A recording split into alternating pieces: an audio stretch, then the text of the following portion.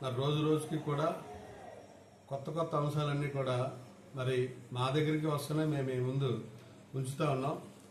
ఏదైతే ఈ ప్రాంతంలో కంపెనీ తీసుకొని వస్తాం, ఈ ప్రాంతం అంతా కూడా అభివృద్ధి చెందుతుంది అని 2006 నుంచి కూడా మరి జిందాల యాజమాన్యం అవనండి, ఆ రోజున ప్రభుత్వ అధికారులు అవనండి, మరి ఈ ప్రాంతం అంతా కూడా సర్వే చేసి మరి ఇక్కడ ఉన్న రైతులందరినీ కూడా మరి ఒప్పించి పంచాయతీలో తీర్మానం చేసి ఇస్తే మరి మేము ఆ తీర్మానానికి కట్టుబడి ఆ తీర్మానానికి లోబడి ఇచ్చిన మాట ఏది కూడా మరి ఒమ్ము చేయకుండా ఖచ్చితంగా నెరవేరుస్తాననేసి మరి ఆ రోజు ప్రభుత్వాలు చెప్పడం, మరి దాన్ని నమ్మి ఈ ప్రాంతంలో ఉన్న అటు బొడవర పంచాయతీ, కిల్తంపాలెం పంచాయతీ, ముసిరిపల్లి పంచాయతీలో ఉన్న రైతులందరినీ కూడా మరి ఆ రోజున్న సర్పంచులు అవనండి, గ్రామంలో ఉన్న పెద్దలు అయితే అవనండి, అందరూ కూడా ఇదిగో కంపెనీ వస్తే మన ప్రాంతం అభివృద్ధి చెందుతుంది కాబట్టి మీ అందరూ కూడా భూములు ఇస్తే బాగుంటుందని, ఇష్టం ఉన్నా లేకపోయినా మరి చాలామంది సరే అయితే కంపెనీ వస్తే మా ప్రాంతం అభివృద్ధి చెందుతుంది, మాతో పాటు ఈ చుట్టుపక్కల ఉన్న కుటుంబాలన్నీ కూడా అభివృద్ధి చెందుతాయి,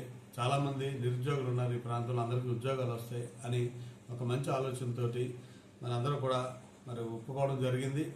అందులో కొంతమందికి ఇష్టం లేకపోయినా మరి ఒప్పించి మరి తప్పదు ఈ అభివృద్ధిలో మనం భాగస్వామ్యం అవ్వాలని మరి చెప్తూ మరి ఆ రోజు గ్రామంలో ఉన్న సర్పంచులు మరి తీర్మానాలు చేయడం జరిగింది.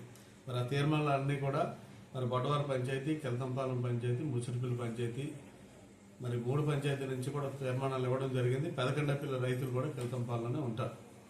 మరి ఇందులో చూసుకుంటే సుమారు 9 అంశాల మీద ఆ రోజు తీర్మానాలు అయితే ఇవ్వడం జరిగింది. 9 అంశాలు కూడా ఏది ఈ కంపెనీ నెరవేర్చింది అంటే ఒక్క అంశం కూడా నెరవేర్చలేదని కాగితం పట్టుకొని నేను చూపించి మరి చెప్తా ఉన్నాను. ఒక్క అంశం కూడా దీంట్లో నెరవేర్చలేదు. పంచాయతీ ఏదైతే మరి గ్రామ పంచాయతీ తరఫున ఆమోదం ఏదైతే ఇచ్చారో ఇందులో ఒకటి కూడా ఆమోదించలేదు పూర్తి స్థాయిగానే నేనైతే చెప్తా ఉన్నాను. ఒక దురదృష్టం ఏంటంటే ముసిరిపల్లి పంచాయతీకి 3 రెవెన్యూ గ్రామాలు ఉన్నాయి. ముసిరిపల్లి రెవెన్యూ గ్రామం, చెనకండేపల్లి, చీడిపాలెం, ఇంకా విశ్వనాథపురం కూడా 4 రెవెన్యూ గ్రామాలు ఉన్నప్పటికీ చెనకండేపల్లి, చీడిపాలెం గ్రామానికి సంబంధించిన భూములకు మాత్రమే మరి పంచాయతీ మరి ఆమోదం తెలిపింది. ఆ భూములు తీసుకోవడానికి మాకు ఎటువంటి అభ్యంతరం లేదని పంచాయతీ ఆమోదం తెలిపింది. అయినప్పటికీ కూడా ఏదైతే రోడ్డు పక్కన ముసిరిపల్లి భూములు ఉన్నాయో అక్కడ గిరిజనులు తాటిపూడి నుంచి నిర్వాసితులై వచ్చున్నారు, వాళ్ళకి పట్టాలు ఇవ్వడం జరిగింది.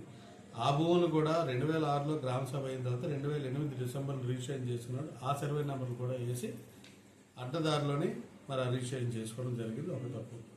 అలాగే ఇక్కడికి వచ్చేసరికి తీర్మానాలకు వచ్చేసరికి ఎవరైతే భూమి పోతున్న ప్రతి కుటుంబానికి ఫ్యాక్టరీలో ఒక ఉద్యోగం ఇవ్వలేదు. అదేవిధంగా ఆ కుటుంబంలోని పెళ్ళైన ప్రతి జంటకి ఒక కుటుంబంగా భావించి ఆ విధంగా ఎన్ని కుటుంబాలు ఉంటే అన్ని ఉద్యోగాలు వారికి ఇవ్వలేదు.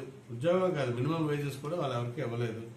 3వ పాయింట్, తీసుకున్న భూమికి ఎకరాకి ₹1,50,000 పైబడి చెల్లించాలి, మరియు ఆ భూమిలో గల వ్యవసాయ బోర్లకు అయ్యే ఖర్చు చెల్లించాలి. ఒక వ్యవసాయ బోర్కు కూడా ఎక్కడా కూడా డబ్బులు చెల్లించలేదు. డీఫారం లేని ప్రభుత్వ భూమి సాగు చేసుకుంటున్న కొంతమంది పేద భూములకు డీ పట్టాతో సమానంగా నష్టపరిహారం చెల్లించాలి.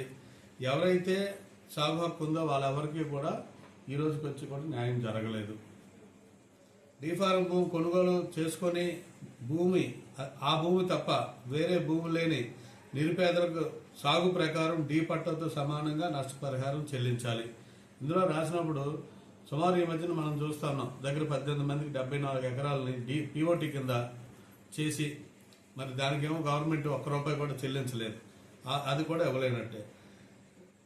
డీ పట్టాదారులు భూమిని సాగు చేసుకోలేక వదిలి వెళ్ళిపోయిన వాళ్ళు చాలా మంది ఉన్నారు ఈ ప్రాంతంలో. ఆ భూమిలో కొంతమంది నిరుపేదలు ఆ భూమిని సాగు చేసుకుంటున్న ఆ రైతులకి డీ పట్టాతో సమానంగా నష్టపరిహారం చెల్లించాలి. ఇందులో ఒక్కరికి కూడా ఆ విధంగా చెల్లించలేదు. మరి ఫ్యాక్టరీ ఏర్పాటు అయిన తర్వాత ఆ ప్రాంతంలో కాలుష్యం లేకుండా తగు ఏర్పాటు చేసి కాలుష్య నివారణ మండలి సూచనలకు లోబడి పని చేయాలి. దురదృష్టం ఏంటంటే కంపెనీయే స్టార్ట్ కాలేదు, కాకపోతే దాన్ని మనం ఏం అనలేదు. ఫ్యాక్టరీ ఏర్పాటు అయిన తర్వాత గ్రామ పంచాయతీకి అన్ని వసతులు కల్పించే విధంగా ప్రత్యేక ప్యాకేజీ ఇవ్వాలి. మరి ఈ రోజుకి వచ్చి 18 సంవత్సరాలు అవుతున్నప్పటికీ కూడా మరి ఫ్యాక్టరీ వాడు ఒక్క రూపాయి కూడా ఈ ప్రాంత అభివృద్ధికి కానీ ఈ ప్రాంతంలో ఎక్కడైనా మన కోవిడ్ హుదూద్ వచ్చినప్పుడు కానీ కోవిడ్ సమయంలో కానీ లేకపోతే ఎక్కడైనా ఈ గిరిజన గ్రామాలన్నీ కూడా ఉన్నాయి, ఎక్కడ కూడా ఒక్క రూపాయి ఇక్కడ ఖర్చు పెట్టింది అయితే లేదు. సిఎస్ఆర్ అన్నది జీరో.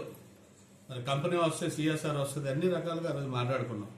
కాబట్టి 9వ పాయింట్ సాంకేతిక నిపుణులు అనుమతికి లోబడి ఆమోదించడమైనది అన్నది అది పంచాయతీ వాళ్ళు రాసుకుంది. ఉన్న ఈ పాయింట్లలోని ఏ ఒక్కటి కూడా ఆమోదం కాలేదని మేమైతే పత్రికాముఖంగా తెలియజేస్తున్నాం. కావాలంటే మీరు తహసీల్దార్ గారు వస్తారో, లేకపోతే మమ్మల్ని ఆర్డీఓ గారు రమ్మంటారో, తహసీల్దార్ ఆఫీస్కి రమ్మంటారో, కలెక్టర్ ఆఫీస్కి రమ్మంటారో, కూర్చోబెట్టిన రైతులందరినీ కూర్చోబెట్టి ఇందులో మీకు ఏమొచ్చిందని అడిగితే సున్నా వచ్చింది. రైతులందరికీ 0 వచ్చింది. ఏదైతే భూమికి వాళ్ళన్న 2,05,000 రూపాయలు తప్పించి ఇవేవి కూడా రాలేదని పత్రికాముఖంగా విత్ ప్రూఫ్స్ నేను చూపించి మీకు పెడతా ఉన్నాను. కాబట్టి ఎంత అన్యాయం జరిగింది ఈ ప్రాంతంలో ఉన్న భూములు కోల్పోయిన రైతులకి అన్నది ప్రతి ఒక్కరు తెలుసుకోవాలని ఈరోజు మరి పత్రికాముఖంగా మరి తెలియజేస్తా ఉన్నాను. మరి ఇటువంటి పరిస్థితుల్లోని ఇక్కడ మాకు న్యాయం జరగలేదని మనం చెప్పాం. మరి ఢిల్లీ వెళ్తాం, జంతర్ మంతర్కి వెళ్ళి మరి అక్కడ ఖచ్చితంగా పెద్దలను కలుసుకొని మాకు న్యాయం చేయాలని. ఎందుకంటే కేంద్ర ప్రభుత్వంకి వచ్చేసరికి గిరిజనుల హరిజనులకి ఉన్న చట్టాలు కనీసం ఇక్కడ పట్టించుకోవడం లేదు, ఎంత దురదృష్టం. కనీసం అక్కడైనా కేంద్రంలో అయినా పట్టించుకోవడం ఆశతోటి మరి అక్కడికి వెళ్ళే ప్రయత్నం అయితే చేస్తూ ఉన్నాం. థ్యాంక్ యూ అండి.